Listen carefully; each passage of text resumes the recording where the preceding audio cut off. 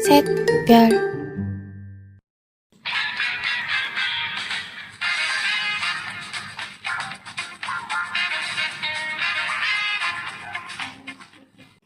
Halo semua, perkenalkan nama saya Sofina dengan MPN 2051072 dari kelas 6 IHMA, mahasiswi Universitas Internasional Batam. Pada kesempatan kali ini, saya hadir di sini dalam rangka menyelesaikan tugas yang diberikan oleh Bapak Yudi Priyo sebagai salah satu syarat ujian tengah semester. Saya akan membahas salah satu putusan yang telah menyatakan termohon pilot dengan mengaitkannya pada prinsip-prinsip yang ada dalam kepilotan. Let's go to the topic. Putusan yang saya pilih adalah putusan nomor 61 PK-PDT Sus Pilot 2022. Namun sebelum memasuki tahap peninjauan kembali, kita akan mengulik lebih dahulu mulai dari putusan awalnya, yaitu putusan nomor 41 PDT Sus Pembatalan Perdamaian 2021 PN Niaga Jakarta Pusat. Perkara ini melibatkan PT Bank QNB Indonesia Tbk selaku pemohon melawan PT Nipres Tbk selaku termohon. Kronologi perkara ini berawal ketika termohon digugat telah lalai melaksanakan isi perdamaian oleh pemohon, di mana awal dari terbentuknya surat perdamaian ini bermula ketika termohon memiliki utang yang belum dibayarkan kepada pemohon.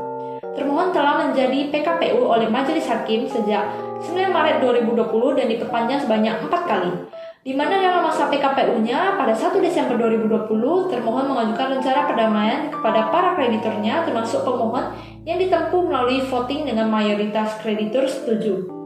Pengesahan dari Majelis Hakim menjadi dasar dari berlakunya pengaturan pembayaran utang termohon kepada kreditornya, sesuai dengan isi perdamaian. Isi perdamaian tersebut mengintikan bahwa termohon wajib membayar pokok dan bunga yang telah disepakati dalam rentang waktu yang ditetapkan. Namun seiring berjalannya waktu, termohon tidak melaksanakan kewajibannya untuk membayar pokok dan bunga yang telah diatur tersebut. Surat pemberitahuan terjadinya kelalaian sebagai surat peringatan bagi termohon akhirnya dikeluarkan oleh pemohon pada tanggal 24 Agustus 2021 dengan tanggapan dari termohon pada 30 Agustus 2021 yang mengakui kelalaiannya. Dengan berdasar pada isi perdamaian, termohon diberikan waktu 30 hari untuk memulihkan pelanggaran sejak surat peringatan pemohon. Namun termohon tetap tidak membayar dan dilanjutkanlah oleh pemohon dengan mengeluarkan surat uang prestasi pada 14 Oktober 2021, yang mana akibat dari uang prestasi ini yaitu seluruh utang termohon kepada pemohon menjadi jatuh waktu seketika dan sekaligus, serta pemohon berhak menuntut pembayaran lunas atas seluruh utang termohon kepada pemohon secara penuh. Hingga pada 8 Oktober 2021, termohon telah berutang sebesar $5.966.851 Amerika Serikat kepada pemohon. Atas surat uang prestasi tersebut, termohon kembali mengakui kelalaiannya. Dengan perkara ini, pemohon memohon amar sebagai berikut. Yang pertama, mengabulkan permohonan pembatalan perdamaian atas pemohon dan termohon, menyatakan termohon telah lalai melaksanakan isi perdamaian, menyatakan batal dan tidak mempunyai kekuatan hukum mengikat antara termohon dengan para kreditornya, menyatakan termohon pilot, menunjuk hakim pengawas dan hakim di pengadilan niaga untuk mengawasi proses kepilotan, menunjuk dan mengangkat kurator yang telah diajukan oleh pemohon, menghukum termohon membayar seluruh biaya perkara. Permohonan ini mendapatkan jawaban dari termohon, di mana termohon menegaskan bahwa pemohon merupakan salah satu kreditur separatis yang tagihannya terjamin oleh jaminan kebendaan, di mana dalam isi perjanjian perdamaian disampaikan bahwa pembayaran pokok utang kepada pemohon akan dibayar dengan pendapatan dari sewa tanah PT Nipres Energi Otomotif, namun tidak kunjung dibayar setelah ditagihkan beberapa kali sehingga termohon terkendala untuk membayar pemohon.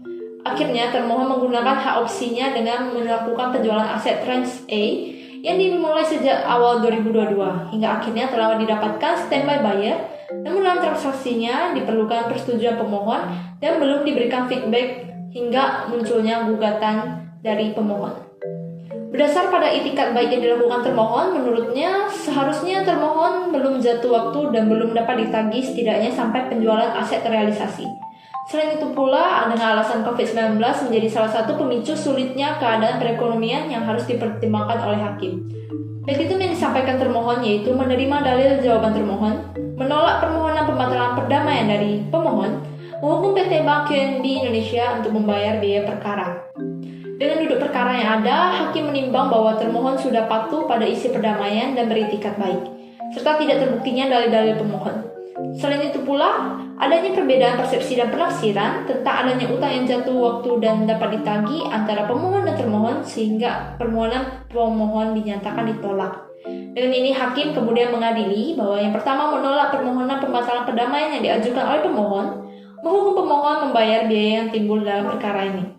Tidak setuju dengan keputusan hakim, pemohon mengajukan kasasi kepada termohon dengan nomor putusan 845 KPDT Sus Pilot 2022. Dalam kasasi ini, MA menyatakan bahwa pendapat Judex Pecti tentang perbedaan persepsi penafsiran antara pemohon dan termohon tentang pemenuhan prestasi menghilangkan sifat sederhana perkara tentang adanya hutang yang jatuh waktu dan dapat ditagih adalah pertimbangan yang salah. Selain itu, isi perdamaian yang tidak dipenuhi termohon akan menjadi hak kreditur untuk menuntut pembatalannya. Sehingga pertimbangan MA, termohon telah lawan prestasi serta lalai, dan oleh karena itu alasan pemohon untuk membatalkan perjanjian patut dikabulkan. Hingga akhirnya kasasi diputus oleh hakim dengan mengabulkan permohonan kasasi dari pemohon, membatalkan putusan sebelumnya, dan juga permohonan dalil yang diajukan pemohon dikabulkan untuk seluruhnya. Nah, tidak setuju dengan putusan kasasi yang dikemukakan oleh Majelis Hakim, PT Nipres Tbk akhirnya mengajukan peninjauan kembali atau PK dengan perannya sebagai pemohon PK dalam putusan nomor 61 PK PDT Sus Pilot 2022. Pemohon meminta mengabulkan dalilnya, yaitu menolak permohonan pembatalan perjanjian perdamaian dan menyatakan batal atas putusan Pilot PT Nipres Tbk. Memerintahkan kepada tim kurator yang telah ditunjuk untuk menghentikan segala perbuatan hukum dalam proses kepilotan yang dilakukan PT Nipres dan mengembalikan segala dokumentasinya. MA kemudian menimbang bahwa masalah utang yang telah jatuh tempo dan dapat ditagih telah diakhiri dengan adanya perjanjian perdamaian. Kreditur dapat membatalkan perjanjian perdamaian jika debitur uang prestasi. Dalam hal ini, debitur telah terbukti uang prestasi dan juga lalai. Sehingga dalam kasasi ini, MA memutus untuk menolak peninjauan kembali dari PT Nipres Tbk dan menghukum PT Nipres Tbk untuk membayar biaya perkara. Jika kita kaji berdasarkan prinsip debt forgiveness, di mana bentuk dari prinsip ini berisikan moratorium, dicabutnya status pilot dan diberikannya rehabilitasi, namun yang cukup mengherankan prinsip debt forgiveness ini tidak ditemukan dalam UU Kepilotan dan PKPU di Indonesia. Sehingga utang-utang debitur terus mengikat dirinya walaupun status kepilotan telah dicabut.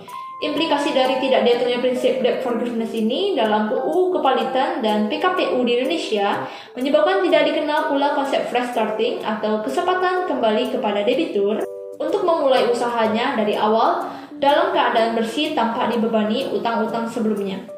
Sehingga dari analisis prinsip terhadap putusan yang telah saya sampaikan sebelumnya, pengaturan prinsip debt forgiveness dalam UU Kepilotan dan PKPU ini menjadi sangat urgent atau penting mengingat UU Kepilotan dan PKPU harus memberikan perlindungan hukum yang adil baik bagi kreditur maupun debitur. Dengan dimasukkannya prinsip debt forgiveness dalam hukum kepilotan Indonesia akan memberikan sebuah kepastian hukum bagi para debitur dalam menjalankan usahanya kembali di kemudian hari, karena tanpa pengaturan prinsip ini bukan tidak mungkin debitur akan dipilotkan untuk kedua kalinya. Baiklah, sekian yang dapat saya sampaikan dalam penjelasan terkait kepilotan kali ini. Saya ucapkan terima kasih kepada Bapak Yudi Priyo selaku dosen pengampu mata kuliah Hukum Kepilotan kelas 6 IHMA. Semoga video ini bermanfaat dan mohon maaf apabila ada kesalahan dalam penyampaian saya. Saya ucapkan terima kasih dan sampai jumpa.